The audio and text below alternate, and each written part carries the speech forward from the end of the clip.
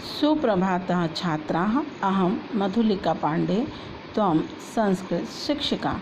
अद्य दिवसे अहं द्वितीयपाठः कालबोधः पठामि। सर्वप्रथमं सुविचारः अति सर्वत्र वर्जित। किसी भी चीज़ की अधिकता सभी जगह वर्जित है। पाठः कालबोधा मतलब होता है समय का ज्ञान, है ना।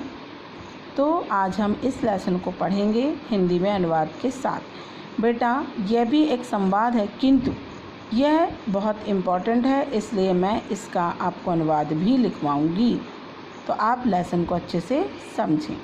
शिष्या महोदया रात्रिदिवसे विभाजनम कथम भवति। शिष्य ने पूछा, महोदय, रात और दिन का विभाजन यानी कि रात और दिन को हम किस तरह विभाजित करते हैं, अलग करते हैं, है ना। गुरु, पृथ्वी गोलाकारा विधते। पृथ्वी गोल है। एषा अहर्निशा केंद्र परिभ्रमति। ये अपने केंद्र में घूमती रहती है।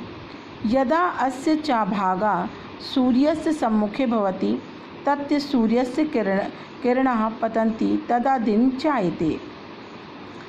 इसके हमने आपको बताया कि पृथ्वी अपने केंद्र में घूमती है। पृथ्वी के घूमते हुए सूर्य की किरणें पृथ्वी के जिस भाग में भी पड़ती हैं वहाँ दिन होता है।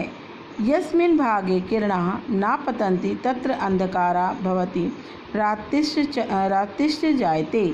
और जिस भाग पर पृथ्वी में किरणें नहीं पड़ती हैं वहाँ पर रात होती है। मतलब पृथ्वी अपने केंद्र यानी सूर्य के चारों ओर चक्कर लगाती रहती है। सूर्य की किरण पृथ्वी के जिस भी भाग में पड़ती है उस भाग पे दिन होता है। जिस भाग पे सूर्य की किरणें नहीं पड़ती वहाँ रात हो जाती है। ठीक है ना।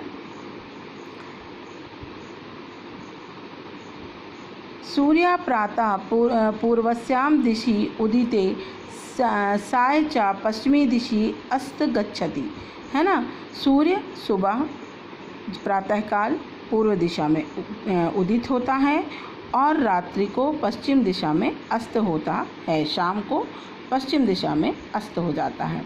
एव सूर्यस्य उदयान्तरा दिनस्य अस्तानां च रात्रि ज्ञान भवति। सूर्य के उदय और अस्त होने पर ही हमको दिन और रात का ज्ञान होता है। दिवानिशा नुसमेव जना विविधा क्रिया संपादिता। दिन और रात के अनुसार ही मनुष्य अपने कार्यों को संपादित करता है, या संपादित को आप करता है भी कह सकते हैं, है ना। शिष्या सप्ताहे कति दिनानि भवति। शिष्य ने पूछा, सप्ताह में कितने दिन होते हैं।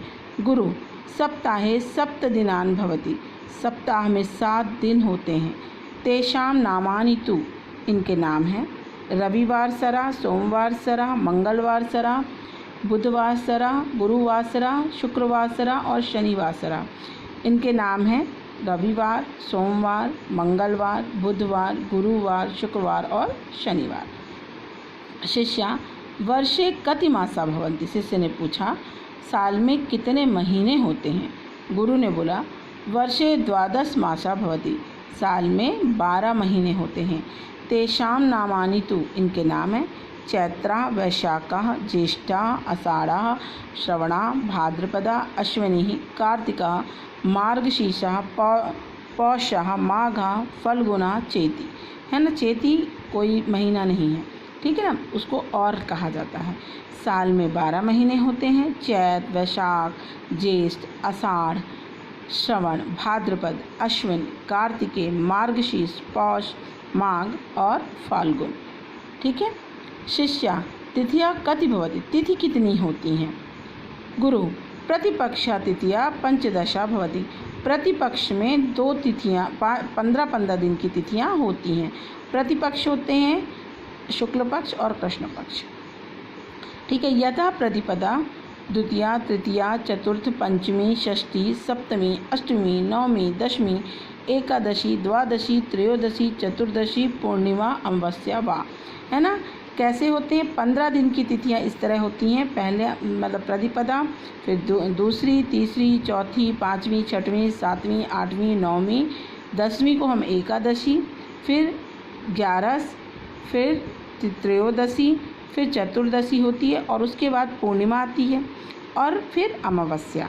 ठीक है, तो 15-15 दिन की तिथियां होती हैं। 15 दिन में पूर्णिमा और 15 दिन में अमावस्या आती है। इस तरह से महीना 30 दिन का हो जाता है। माँ से 2 पक्षो भवता शुक्ल पक्ष कृष्ण पक्ष चेति। मास के 2 पक्ष होते हैं, शुक्ल पक्ष और कृष्ण पक्ष। शुक्ल पक्षे पूर्णिमा, कृष्ण पक्षे च अमावस्या भवति। शुक्ल पक्ष में पूर्णिमा होती है और कृष्ण पक्ष में अमावस्या। शुक्ल पक्षे चंद्रः क्रमशः वर्धते। शुक्ल पक्ष में जो चंद्रमा है वो धीरे धीरे बढ़ता है इन द सेंस वो बिल्कुल घट जाता है अमावस्या के पहले। तो चांदनी रात में चंद्रमा की रोशनी धीरे धीरे बढ़ती है। पूर्णिमाया सा पूर्णता प्राप्त होती, और पूर्णिमा आने पर चंद्रमा पूरा फुल, जैसे जिसको अपन कहते हैं ना फुल मून, पूरा चांद निकलता है। सा पंचदशी कला भी पूर्णा भवती। तो इस तरह 15 दिन पूरे हो जाते हैं। फिर कृष्ण पक्ष लगता है। कृष्ण पक्ष में कृष्णा च क्रमशः छया प्राप्त होती। कृष्ण पक्ष में चंद्रमा धीरे धीरे कम होता है, चंद्रमा की रोशनी कम होने लगती, चंद्रमा धीरे धीरे घटने लगता है। प्रतिदिनम तस्य एका कला छीते। प्रतिदिन वो अपनी कला मतलब अपना जो आकार है उसको घटाता है। अमावस्या सा पूर्ण रूपेण लुप्तम भवति। और अमावस के दिन वो पूरे तरीके से लुप्त हो जाता है, मतलब दिखाई नहीं देता है।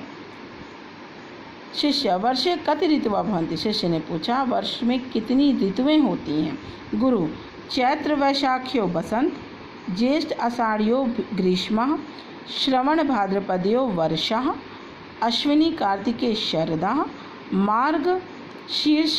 मार्गशीर्ष पौरुषा हेमंत, माघ फल्गुनयो शिशिरा एव षड ऋतुवा भवन्ति। गुरुजी ने बताया कि चैत्र और वैशाख में वसंत ऋतु, ज्येष्ठ आषाढ़ में ग्रीष्म, श्रवण और भाद्रपद में वर्षा ऋतु होती है, अश्विन कार्तिक में शरद, मार्गशीर्ष पौष में हेमंत और माघ और फागुन में शिशिर। इस तरह हमारे यहाँ 6 ऋतुएँ होती हैं। वो 6 ऋतुएँ कौन सी हैं? बसंत, ग्रीष्म, वर्षा, शरद, हेमंत और शिशिर। ऋतवा भव शिष्या एकादशा विश्व पर्यंत संख्या गण।